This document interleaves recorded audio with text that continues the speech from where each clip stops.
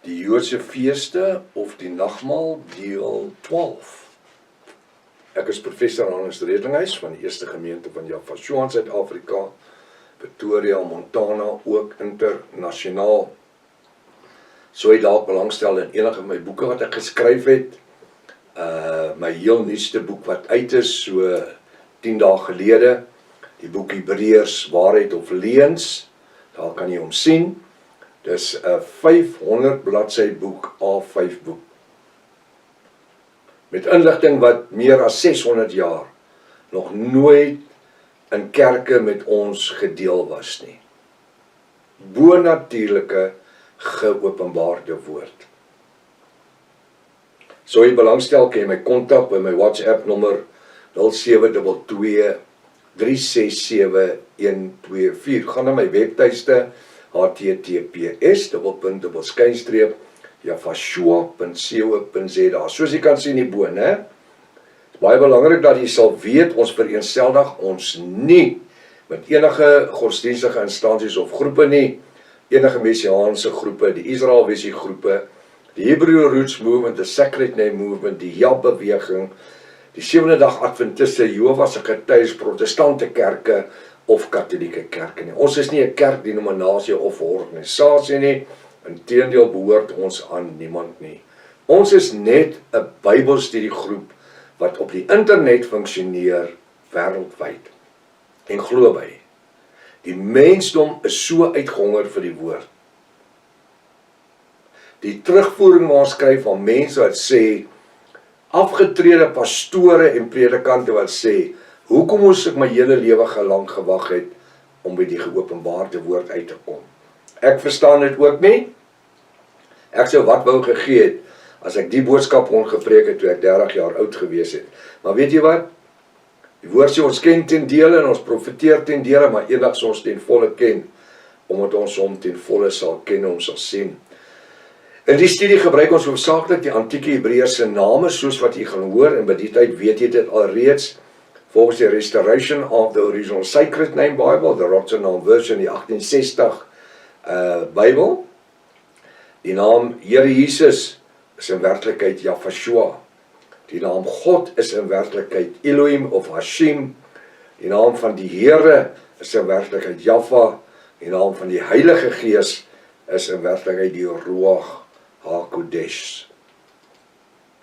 En wat ons gaan doen, ons gaan aan waar ons laasweek opgehou het, en ons is besig om te kyk na die nagmaal, terwyl Jaffa die nagmaal aan sy disippels bedien. 1 Korinte 11 vers 23. Ek wil net sê, omdat ons met die reeks besig is dit so belangrik dat u na die reeks moet kyk, is dit Abib of Nisan? Is dit Abib of Nisan? Dit wat gebeur het, wat begin het in hierdie nag, waarin hy verraai is. Halleluja.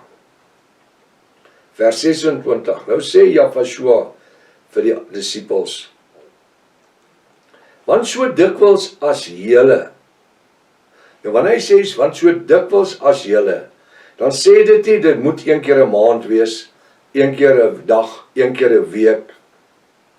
Dit kan enige tyd wees, soos wat u voel die Ruach HaKodesh druk het op die gees.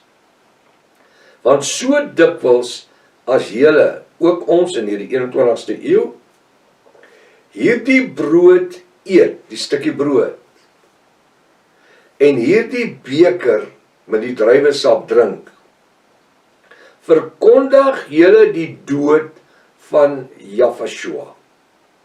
Jy doen wat? Wanneer ons deel het aan die nagmaaltafel, dan verkondig ons wat? Die dood van Jaffa. Ons sê deur geloof aanvaar ons dat hy die volgende dag sou gesterf het. Nou sê die woord, totdat hy kom. Hy sê, jy wie die brood eet en uit die beker drink, verkondig julle die dood van Jaffa. Luister mooi, totdat hy kom. Daar's protestante van ons protestante Pinksterkerke in Suid-Afrika wat nie glo dat Yahweh kom terug nie. Hulle sê Jesus gaan op die wolke verskyn nie. Nee. Hy sê hy kom nie terug nie. Maar julle geniet, julle gebruik nagmaal. Vernaamlik op die einde van die maand. Hoekom? Want dis wanneer julle die meeste tiendes opneem. Julle maak julle koffers vol geld. Maar julle kan nie eens lees wat daar staan nie. Julle glo nie aan die wederkoms nie, so hoekom gebruik jy nagmaal? Want hy sê, as ek die nagmaal gebruik, die brood eet en die beker drink, dan gaan ek dit doen totdat hy kom.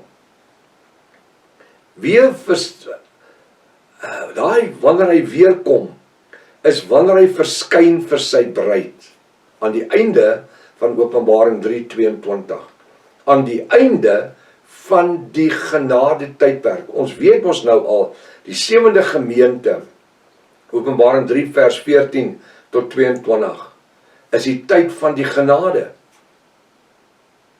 Dis die tyd van genade.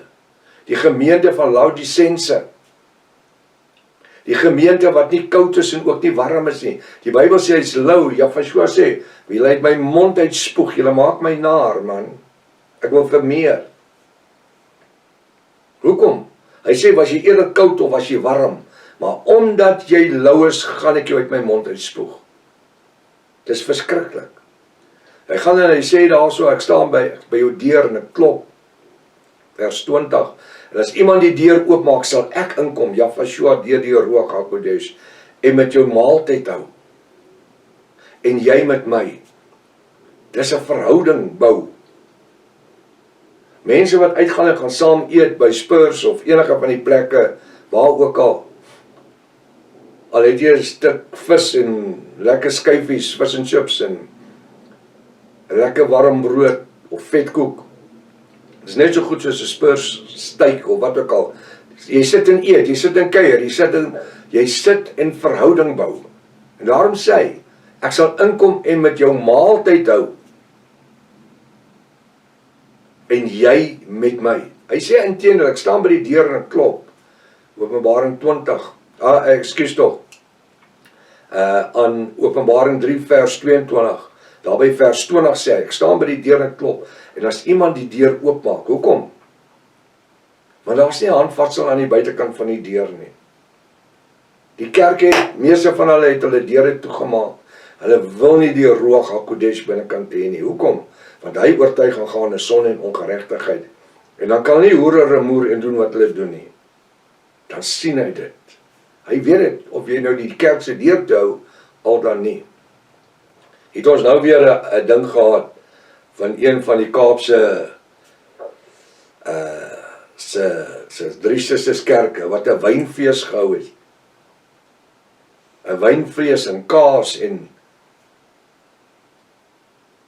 toe vra ek nou, wanneer bring julle die girls? Is dit na die wynfees of later die nag?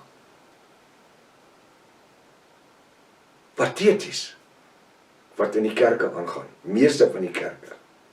En daarom sê Openbaring 18 vers 4, kom onder haar uit, my kinders. Want ek gaan haar, die Babyloniese hoermoeder, Openbaring 17 vers 1 tot 6, ek gaan haar doodmaak en ook haar hoerkinders. Nou sê hy vir my hierso, wanneer julle die brood eet en uit die beker drink, verkondig julle die dood van Yahweh totdat hy kom. Die dag as Yahweh gekom het, en hy het sy bruid geparousia. Ons verander, 1 Korinte 15 vers 27 tot 58. En het ons verander uit 'n verganklike en 'n verheerlikte liggaam om tegemoet opgetrek in die lig. Dan kan jy gaan nagmaal eet soveel as jy wil. Dit gaan geen betekenis hê nie. Hoekom? Want hy sê net totdat hy kom, is dit van toepassing. En dus hoekom ons wie Jahwiste is, elke keer wanneer ons 'n nagmaal geleentheid het, dan is dit vir ons so 'n heilige oomblik. En dan bid ons sê, wil jy nie kom nie, Yahweh, wil jy nie maar kom nie. Hoekom? Dat ons kan uitlewe uit hierdie lewe en by u kan inlewe. So as kyk na die gemors wat om ons aangaan in die lewe, dan ons wil nie deel hê aan dit nie. Maar daar's 'n onus op u en op my in hierdie tyd om die evangelie, die bo-natuurlike evangelie van die ewige lewe te preek en te leer aan 'n verlore gaande wêreld.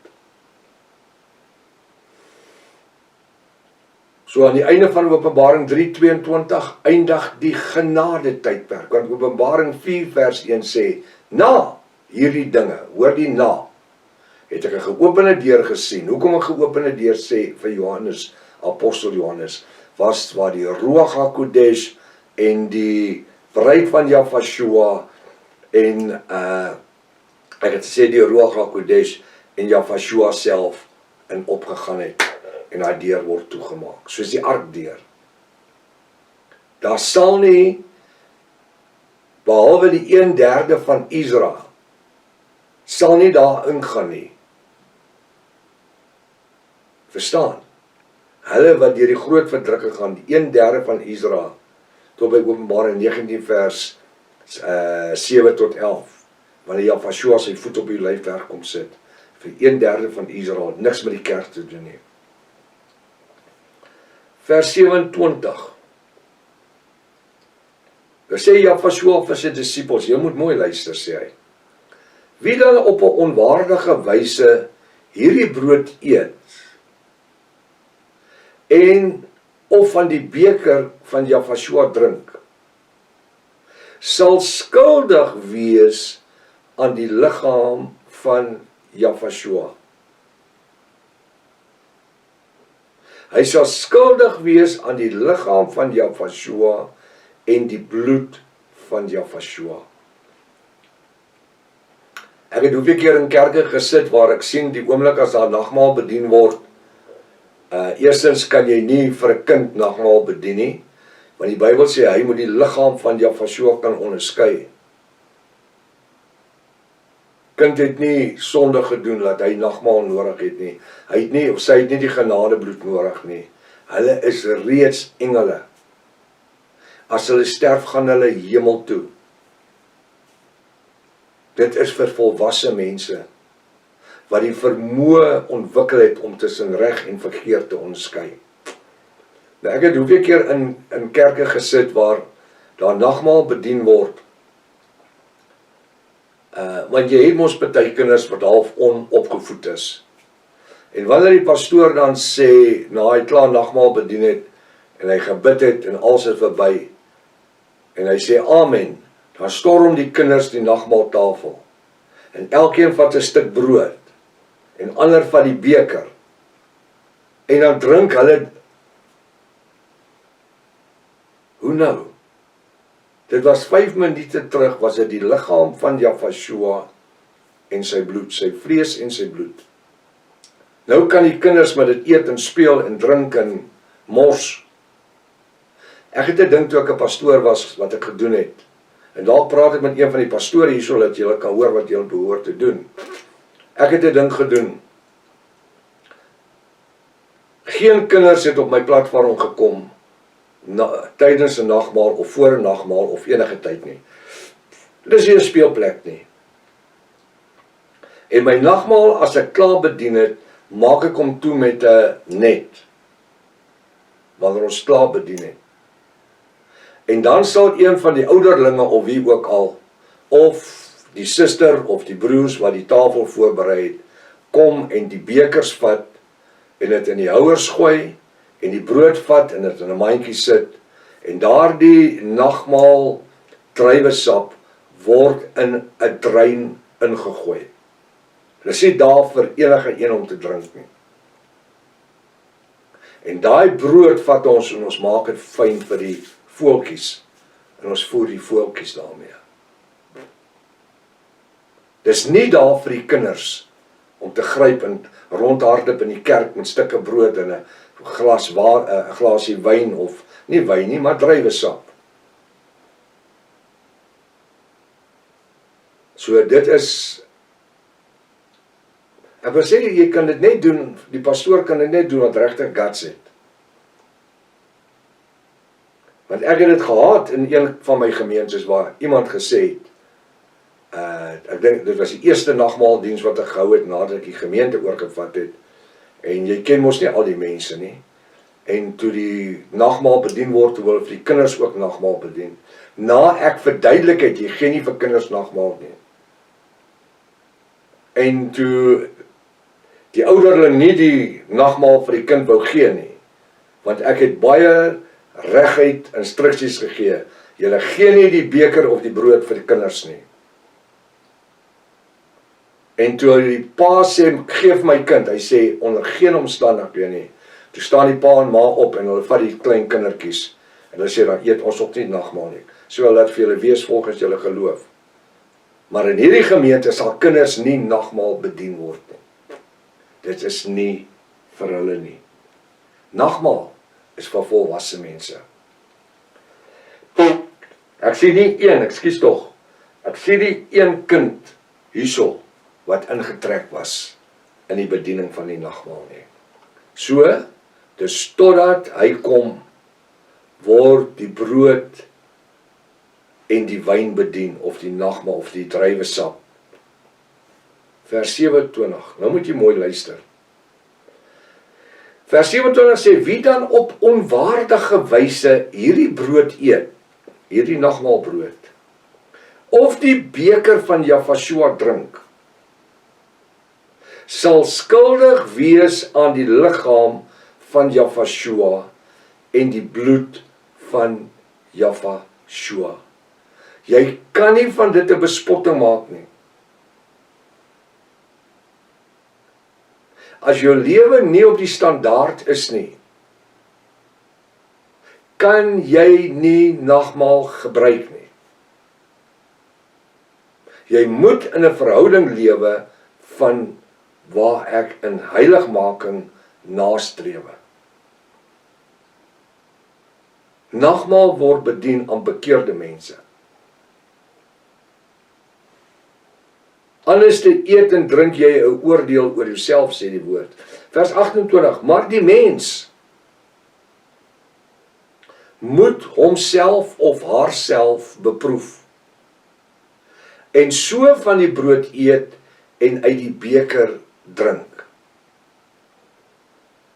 Nou wat beteken dit? Dit beteken, wanneer die beker na my toe kom, eers die brood, en as iets wat skeiding maak in my lewe, dan moet ek Jahvashua vra om my te vergewe. En sy genade is oorvloedig. So onmiddellik kan hy my vergewe, en dan kwalifiseer ek om van die nagmaal te mag gebruik. En as ek nie voel dat my lewe getuig dat ek op die plek is nie, kan ek nie nagmaal gebruik nie.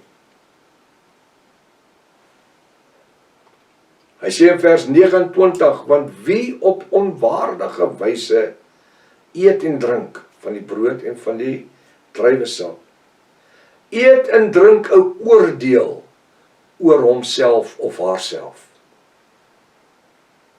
Sien jy wat sê die woord? Jy eet 'n oordeel oor jouself, terwyl hy of sy die liggaam van Jahvashua nie onderskei nie. En dis hoekom ek moet my saak regmaak.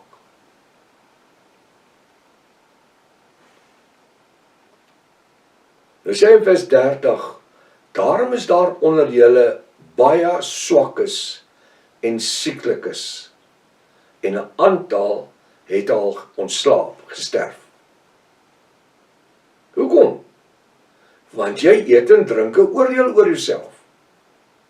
Jy maak eintlik 'n bespotting van die tafel.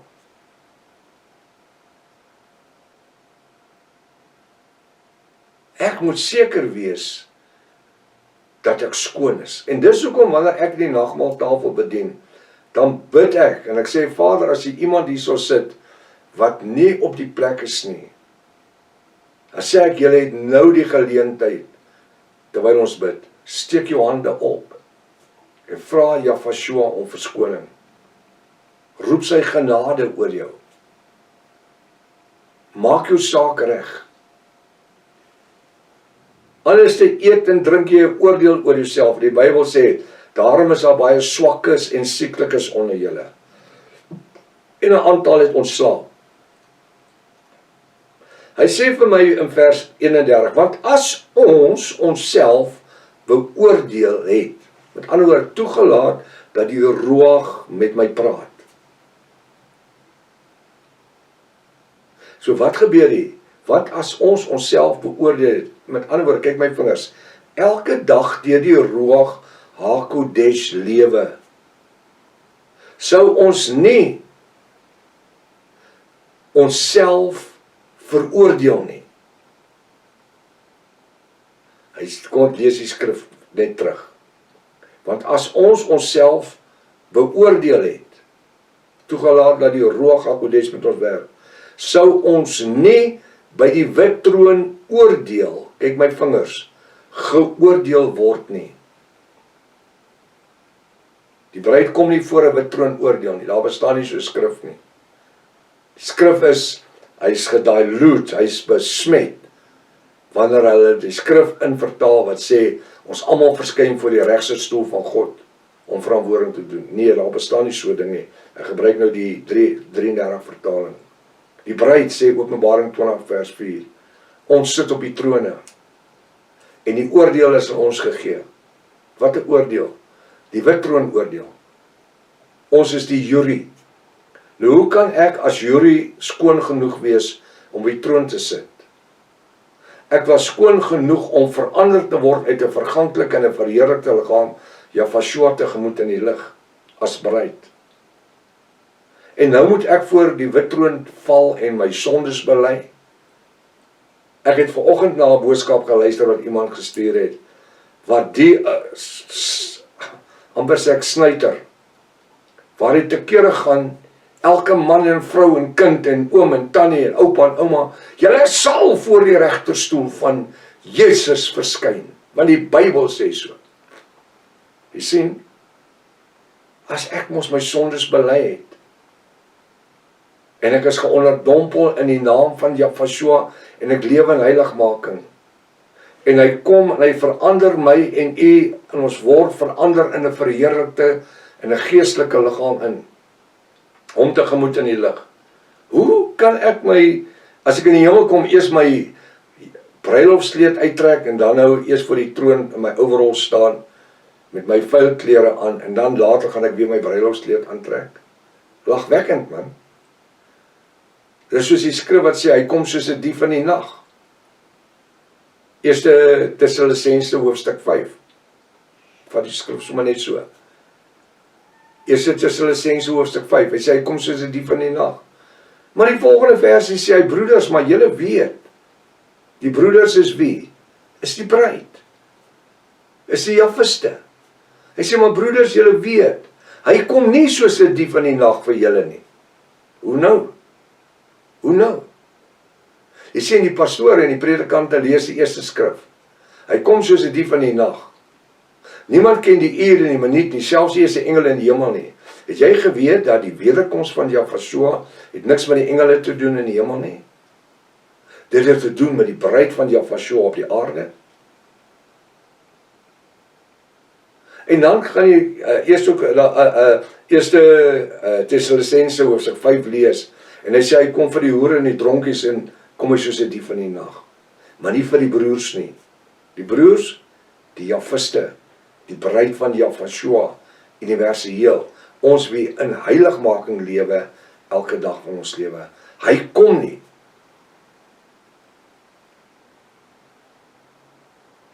Enige bruid ken die uur, die dag, die minuut, wanneer die troue gaan plaasvind, die huwelik plaasvind.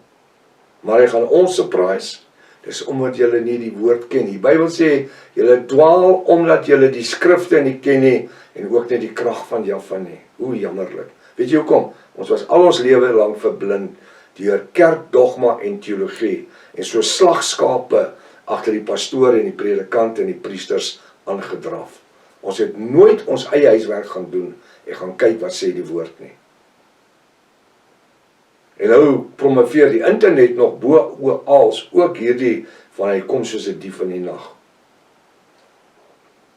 Die woord sê, Want as ons onsself beoordeel het, met ander woorde, terwyl ons op die aarde is, deur die Ruach HaKodesh, sou ons nie geoordeel word nie. Is dit wat in jou Bybel staan? Kom ons lees vers 31. 1 Korinte 11:31. Want ons, as bruid van Jahweh, kyk my vingers, ons self beoordeel het, kyk my vingers, elke dag toegelaat het, dat die Ruach HaKodesh my oortuig van sonde en ongeregtigheid en my lei in heiligmaking leer en in waarheid. Sou ons nie, ek weet my hande toemaak, sou ons nie geoordeel word nie. Staan dit daar? Natuurlik. Nou wil ek my vingers gebruik. Vers 31, want as ons onsself beoordeel, met ander woorde, toelaat dat ons die Ruach ons lei. Maar weet jy wat? Wanneer jy meer en meer strewe na heiligmaking, dan beoordeel ons onsself voordat ons goed verkeerd doen. Voordat die Ruach vir jou kan sê stop of moenie, dan het jy jouself al beoordeel, stop jy van self. Ek sê, wat ons onsself beoordeel het, kyk my vingers, elke dag deur die Ruach HaKodesh, sou ons nie by die wit troon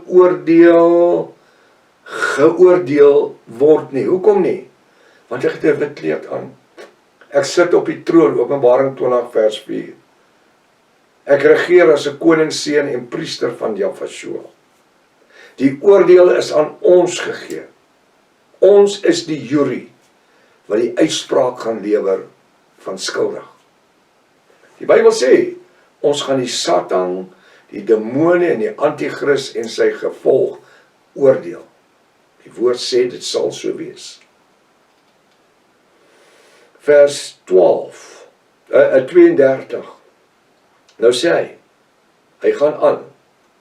Maar as ons as bruid vandag, ook in die 21ste eeu, luister mooi, beoordeel word, met ander woorde, toelaat dat die Ruach met ons werk en ons in heiligmaking lewe, luister, word ons in hakkies dadelik deur Jahweh ons Elohim getuigtig.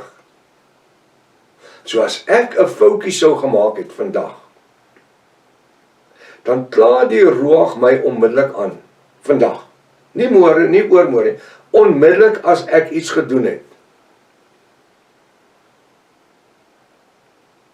As ek hier so sit, en hier kom 'n girl verbygestap, met 'n paar hoak skoentjies en, kort minietjie, en ek, ja, papa. Dan sê die Ruach onmiddellik, hey man, ou man, wat dink jy doen jy nou? En wat doen ek? Ek sê, sorry, ja. Verstaan wat ek sê? Onmiddellik spreek die Ruach my aan. En ek vra om vergifnis, en daar's vergifnis. Want ek het ek nie eens gestruikel nie. Ek was net bietjie stupid. Verstaan nie nou wat ek sê?